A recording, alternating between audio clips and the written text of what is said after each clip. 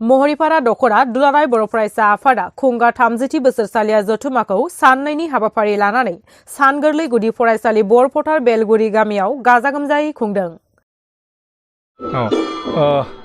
दिनैनि नैबे महरिपारा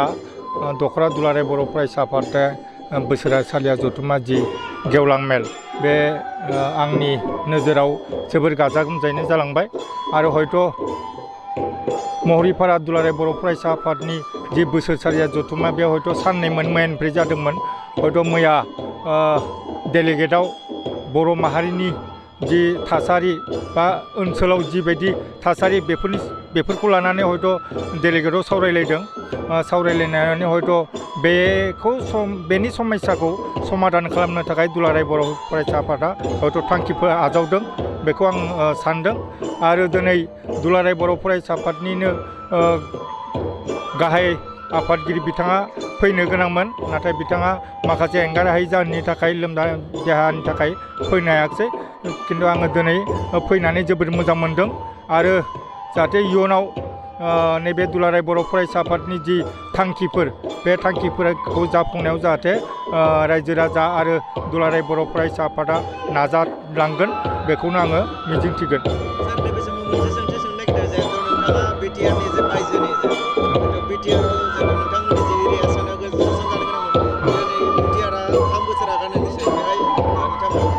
जों जोबोद आसाबादि आरो दुलाराय बर' फरायसा आफादा बेखौनो नांथाबगासिनो दं। दुलाराय बर' फरायसा आफादा बिटिआरनि जि दफा बेखौ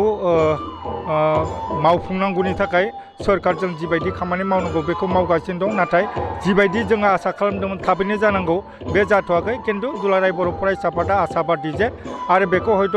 नैबे फैबाय थानाय दुलाराय बर' फरायसा आफादनि जि 52थि बोसोरसालिया जथुमा रौतायाव जानो गोनां बेवहाय हयथ' गुवारै सावरायगोन आरो बेनि थाखाय जोङो मैया दुलाराय बर' फरायसा आफादनि केबिनेट क'क्राझाराव जिरायदोंमोन बेफोर गासैखौबो लानानै बेनि थासारिया मा जाना दं बेखौनो गासै सावरायलायनो थाखाय नैबे फैबाय थानाय जथुमानि डेलिगेटआव बा थान्दै मेलाव गुवारै सावरायगोन।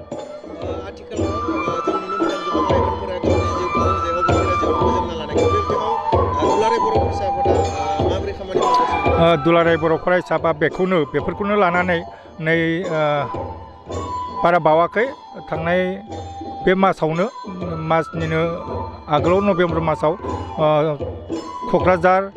चिरां बाक्सा आरो उदालगुरियाव बाइक सालायनानै रायजो राजाफोरखौ खावलायदों जों जाहाथे जोंनि थासारिखौ समाजनि जि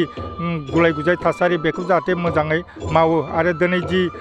जोंनि गेजेराव जाहाथे जोंनि नैबे लाइमोनफ्रा गावखौनो जिउ फोजोबना लादों बेफोरनिफ्राय जाहाथे गोजानाव थायो जों जाहाथे नोजोर होयो जोंनि रायजो राजाफ्रा नोजोर होयो जोंनि बिमा बिफाया जाहाथे नोजोर होयो बेखौनो जों खावलायबोगासिनो दं। फैगोन 7 तारिखआव जे बनसुआ गोदान जे दाजानाय जे बनसुआ बिथांमोना जे मोनसे धरना लादों जे सुबुं मावरिया बे बुङा मा बुङो बेखौथ' जोङो बिस्रा मोन्थाय दं बनसुआबो मोन्थाय दं सोरबा आफादफोरा मोन्थाय दं खिन्थु जोङो दुलाराय बर' फरायसा आफादा लुबैयाखै जे आरोबाव जाहाथे जोंनि गेजेराव गुलाय गुजाय लाबोयो खिन्थु बिसोरो जाहाथे बिसोरनि जि थांखि जि थासारि बेखौ मा खालामो बिथांमोननि बाथ्रा जों बाथा होनांगौ गैया खिन्थु जों लुबैगोन मा जाहाथे जोंनि बर'नि गेजेराव आरो गुलाय गुजाय लाबोआ। महरिपारा दखरा दुलाराय बर' फरायसा आफादनि बानजायनायाव दिनै बेलगुरि गामिनि सान गोरलै गुदि फरायसालिनि लांगोनायाव दखरा एबसुनि 30थि बोसोरसालिया जथुम्माखौ साननैनि हाबाफारि लानानै मोनानिफ्राय 4-5 डिसेम्बर 2022 साननैनि हाबाफारि लानानै बेवहाय खुंबाय। दा बे हाबाफारिजों सोमोन्दो लाखिनानै मैयानि जि डेलिगेट सेसन थान्दै मेलाव जोङो महरिपारा दखरा दुलाराय बर' फरायसा आफादनि बोसोरनैनि थाखाय 2023 आरो 2024 इंराजि मायथाइनि बोसोरनैनि थाखाय जोङो गोदान मावफुं आफाद दानानै लायो। दा बेवहाय आफादगिरि महरै फैलाव दैमारिखौ जोङो लोगो आफादगिरिनिफ्राय जोङो आफादगिरियाव लाङो आरो बुद्ध बर' बिथां गाहाय नेहाथारियाव जों बिथांखौ लानानै फैयो। दा आं मिजिंथियो बिथांमोना फैबाय थानाय 2 बोसोरनि थाखाय जि खामानि मावनो थाखाय बिबान मोनबाय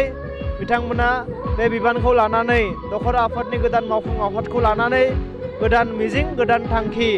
गोदान माखासे सिमांफोर लानानै थांखिफोर लानानै खामानि मावलांनो हाथों आं बेखौनो दखरा दुलाराय बर' फरायसा आफादनि बारग' आफादगिरि हिसाबै आं आंनि गोसो गोरबोनिफ्राय हामलायथि आरो कंग्रेचुलेसन जासियो दा बे मैयानि जि थान्दै मेल बे थान्दै मेलाव जों बे गोदान मावफुं आफादखौ दानानै लाबाय आरो दिनै गेवलां मेल जाबाय दिनै जोङो नैबे गेवलां मेलाव जोङो दुलाराय बर' फरायसा आफादनि आफादगिरिखौ जों हांख्रायदोंमोन नाथाय बिथाङा माखासे गावनि देहायारि जेंनानि थाखाय दिनै फुङाव जोंखौ खबर हरबाय आं थांनो हाला होननानै ओंखायनो दिनै बाक्सा जिल्ला दुलाराय बर' फरायसा आफादनि आफादगिरिया फैनानै दिनैनि गेवलां मेलखौ बेखेवनानै होलाङो आरो दुलाराय बर' फरायसा आफादनि बोसोनगिरि सार बिथां खुंख्रा सरगियारि बिथांखौ जोङो हांख्रायनानै फुंनि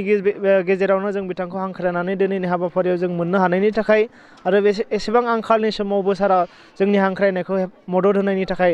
दिनैनि हाबाफारियाव बाहागो लाफैबाय बिनि थाखाय बिथांनिसिम रोजा रोजा साबायखर बावदों लोगोसे बुंथिगिरि आलासि महरै जोङो बर'नि मुंदांखा फेस्ला फावखुंगुर बिथां फैलाजे बरगयारि बिथांखौबो मोननो हादों बिथाङाबो जोंनि नैबे गेवलां मेलनि गेजेरजों रायजो राजा बिथांमोननो माखासे बोसोन माखासे थुलुंगा आरो गावनि बुंनांगौ बाथ्राफोरखौ फोरमायनानै गालांबाय बिनि थाखायनो बिथांमोन गासैनिसिमबो आंनि रोजा रोजा साबायखर बावनायखौ आं जासियो